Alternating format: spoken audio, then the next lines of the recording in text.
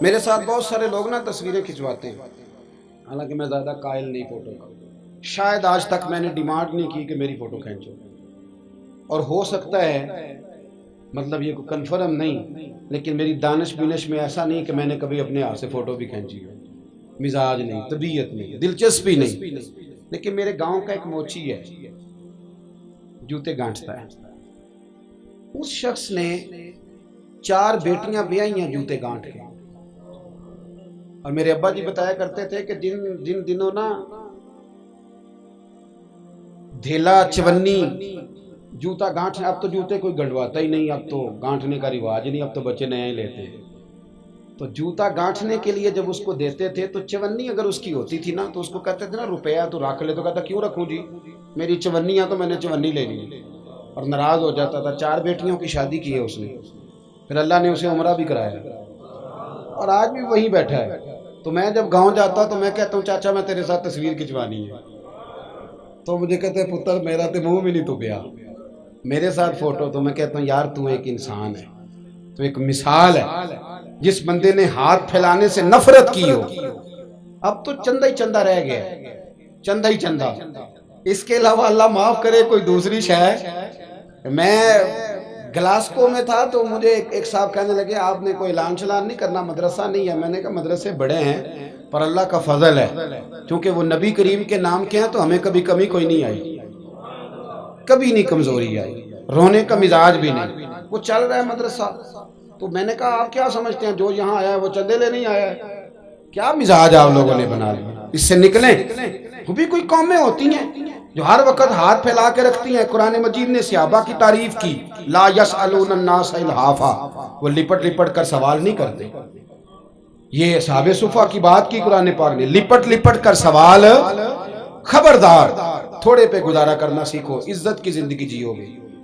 اور نوجوان بالخصوص یاد رکھیں، اگر وقار سے جینا ہے، سر اٹھا کے جینا ہے اور مطمئن زندگی گزارنی ہے تو پھر اس بات پہ راضی ہو جاؤ جو اللہ نے ہمیں عطا کیا ہے۔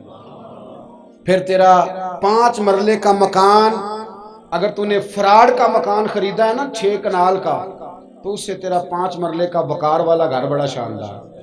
عزت کے ساتھ اگر جینا چاہتے ہو، حاتم تائی سے کسی نے کہا تھا کبھی تو نے اپنے سے بڑا سخی بھی دیکھا ہے؟ حاتم تائی کا نام ہے نا آج تک سخاوت میں، اپنے سے بڑا سخی بھی دیکھا ہے؟ اس نے کہا دیکھا ہے۔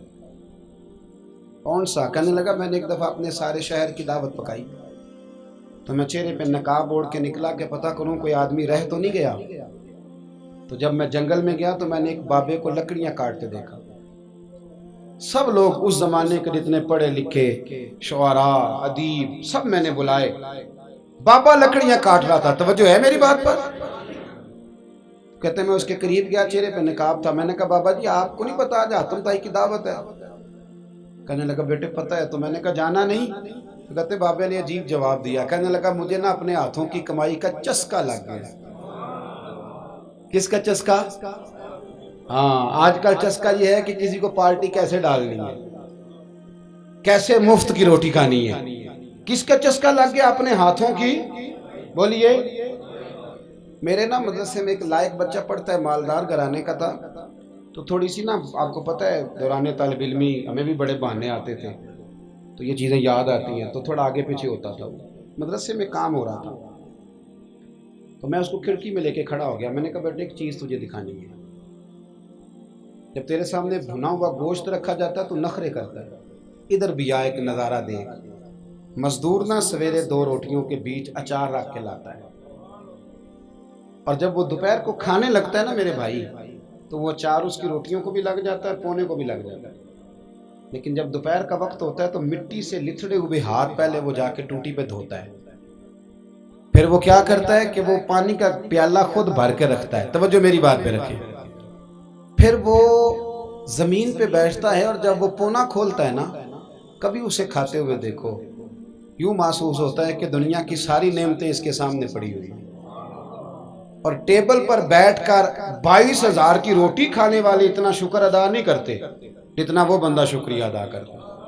یا اللہ تیرا شکر ہے، یا اللہ تیرا شکر ہے۔ اور ان کو لفظ نہیں سیدھے پڑھنے آتے، ویسے بھی لفظ تاثیر سے بنتے ہیں، تلفظ سے نہیں۔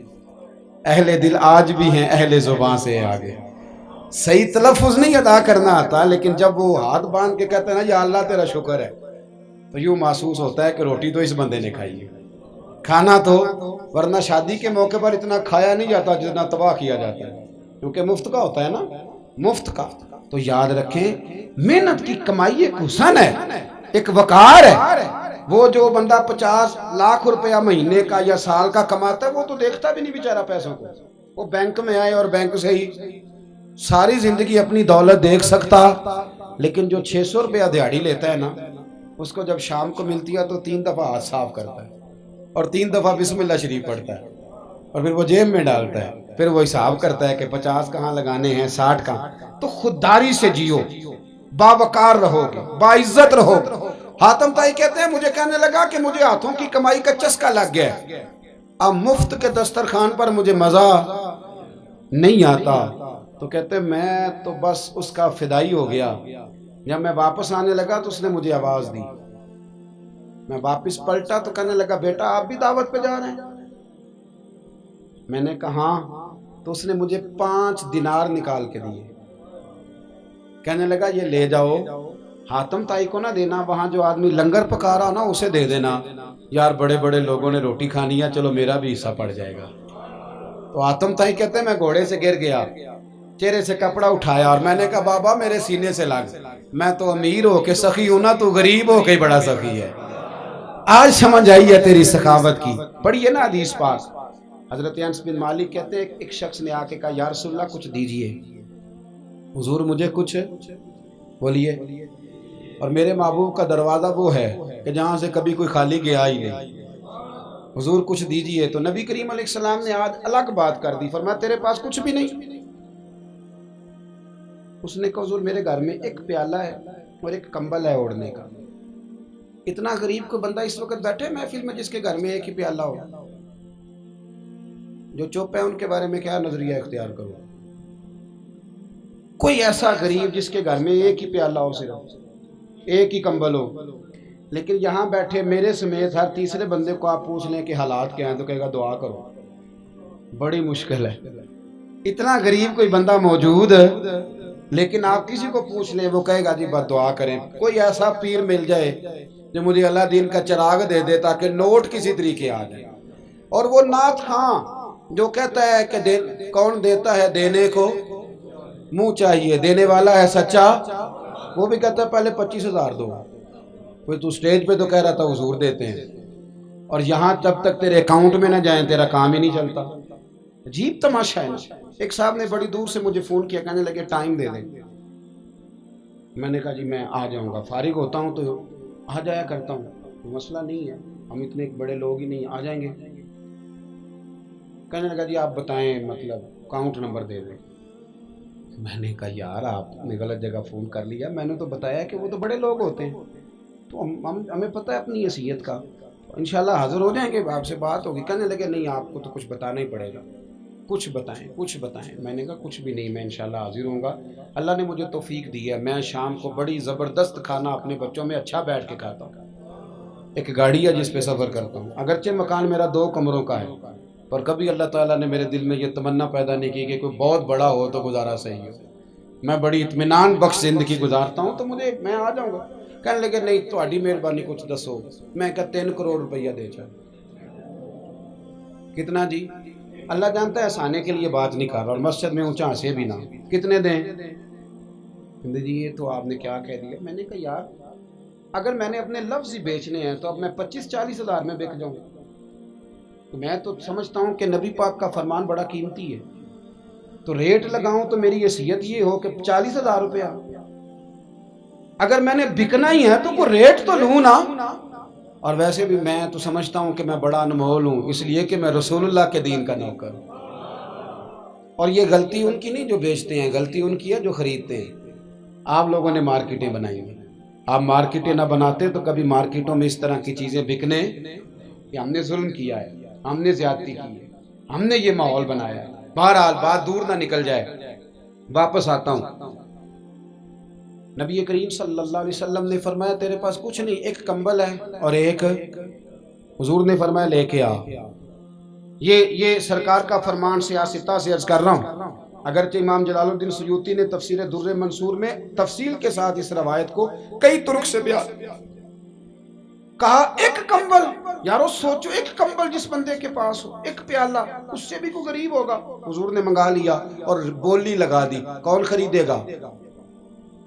ایک شخص نے کہا 1 دینار، ایک نے کہا 2، حضور نے 2 دینار میں بیچ دیا۔ وہ بولا نہیں کہ حضور 2 ہی تو چیزیں تھی، وہ بھی بیچ دیا آپ نے۔ اللہ کے رسول نے فرمایا 1 دینار کا کھانا لے جاؤ اور 1 دینار کا کلاڑا خرید کے لاؤ۔ وہ لائے۔ حضرت انس کہتے ہیں بندہ بڑے نصیبوں والا تھا، وہ جب کلاڑا خرید کے لایا تو اس میں دستہ میرے نبی نے دستے مبارک سے لگایا، حضور نے دستہ لگایا اور فرمایا یہ لے جنگل میں جا۔ مسلمانوں، یہ میرے رسول اللہ کی تعلیم ہے، نوجوانوں غور کرو، اگر معاشرے کو سنوارنا ہے تو اس چیز پر محنت کرو۔ فرمایا یہ کلاڑا پکڑ، رسی پکڑ، جنگل میں جا، لکڑیاں کاٹ کے لا، کھا بھی اور کھلا بھی، پہن بھی اور پہنا بھی، جا۔ اور حضور نے فرمایا 15 دن مجھے نظر نہ آنا، جا کام کر، جا کے محنت کرنا اہل اسلام کا شیوا ہے۔ آج پوری دنیا میں ہمارا کشکول مشہور ہے، دھوکہ معروف ہے۔ لوگ کہتے ہیں کہ انہوں نے ایسے ہم نے طریقے غیروں سے پیسے نکالنے کے اختیار کیے، ایسے طریقے کہ کبھی سنے تو شرم سے سر جھک جاتا۔ یہ معیار ہوتا ہے اعلیٰ قوموں کا کہ وہ چندوں پہ زندگی گزاریں، وہ مانگ کر کے کھائیں، یہ معیار ہوتا ہے۔ کسی کونے پہ بریک لگتی ہے تو آپ دیکھیں مانگنے والے کتنے زور و شور سے آتے ہیں۔ خدا را محنت کی عادت۔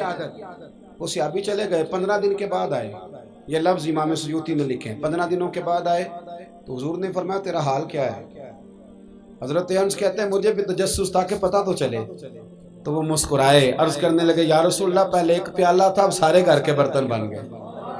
یا رسول اللہ برکت آپ کی ہے، پہلے 1 کمبل تھا، اب سارے گھر کے بستر بن گئے۔ اور امام سیوطی کہتے ہیں انہوں نے جیب میں ہاتھ ڈالا تو 10 دینار نکالے، عرض کی حضور رکھ لے، میں اصحاب صفا کے لنگر میں حصہ ڈالنے آیا ہوں، یہ قبول کر لے مجھ سے۔ مہربانی فرمائیں، مہربانی، خودداری سے جیے اور تھوڑے پہ گزارا کریں۔